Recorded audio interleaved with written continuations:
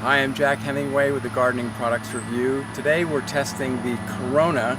It's called the Long Reach Cut and Hold. This particular pole pruner, which is a bypass pruner head, will cut 1/2 inch, and it has some special features on it here, which are these little pieces of plastic that actually grasp the material that's been cut.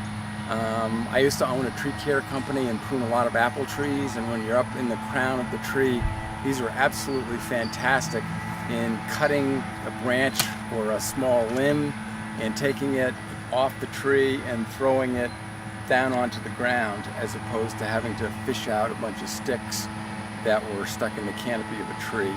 The other nice thing is it's got a very comfortable slide handle that you can actually rotate the shaft to get the cutting head at the right position. It goes fully on either end here. It has a coil spring here. It's very comfortable handle. It's got a rubberized type top to it, so it's comfortable on your palm. It also has a locking mechanism here. It's more of a pin type lock to keep the handles and, more importantly, the blades closed, so that when you're transporting this, you're not likely to cut yourself. It's nice to be able to reach up into trees and into bushes and that kind of thing with this particular little stick pruner, and be able to cut a piece of material and hold on to it and grab it.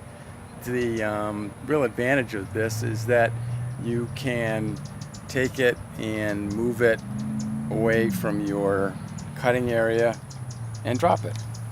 So it's a really nice feature. You don't have to have pieces of material raining down on your head.